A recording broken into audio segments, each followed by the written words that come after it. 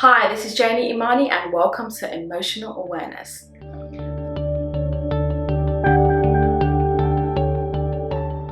The quality of our lives depends on the quality of our relationships, but the marriages now are under more stress than they ever historically have been, with the divorce rates being about 50% for the first marriage and about 65% for the second marriage. What marriage looks like today is dramatically different from what it looked like about 70 years ago. So today we're going to begin by looking at some of the reasons how marriage has changed and how that impacts us. Change number one. Marriage used to be an economic enterprise between man and a woman. So men used to marry for patrimony and lineage, meaning once I die, who's going to take care of my affairs and carry my name? And women used to marry for stability and security. We needed somebody to financially take care of us, even in Western societies. And so the concept of marrying for love only started becoming more common about 150 years ago. So throughout history, people did not marry for love at all. And so if love grew, then that was like cherry on top. But love and desire was not the reason for marriage like it is now. Change number two. The rise of feminism. One of the main reasons divorce rates were so low was because women did not have a choice. So even if you were beaten or abused, it was too dangerous for you to leave. Like, where would you go? Who would feed you? If you became a divorcee, then you were socially outcasted. And so, fortunately now we have choices and voices that we never have had.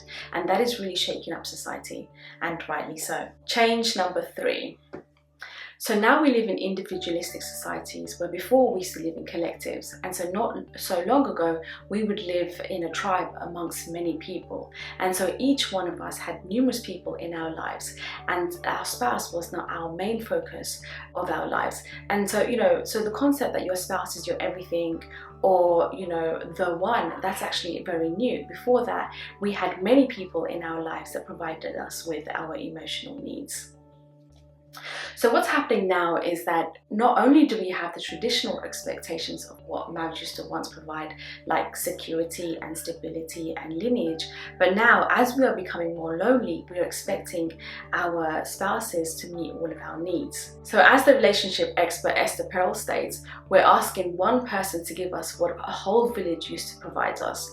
So we want our spouses to be our best friend, our therapist, the one who supports your dream, the one who understands everything you say and mean, your passionate lover, your confidant, and that is putting too much pressure on our spouses, men and women. And when they don't fulfill all of those roles, we get upset. They say that an average person can only turn to 1 or 1.5 people in crisis.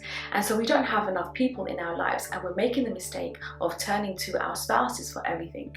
So there's so much to say about marriage and relationship, but if there is one nugget that I would like to take away from this episode, will be that you do not have to share every experience with your partner. They do not have to understand every part of you. People have different levels of growth and understanding and interests and patterns. So for example, if you want to be more adventurous and your partner doesn't, that doesn't mean that you're not compatible. It might mean that you need to meet your need for exploration with somebody else, like your best friend.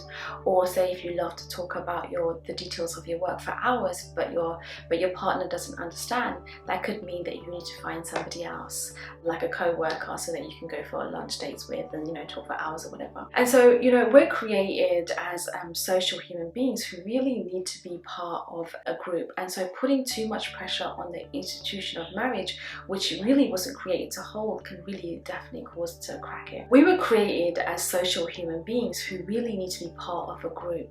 And so putting too much pressure on the institution of marriage, which really it wasn't created to hold, can definitely cause it to crack, because not one person can be your everything.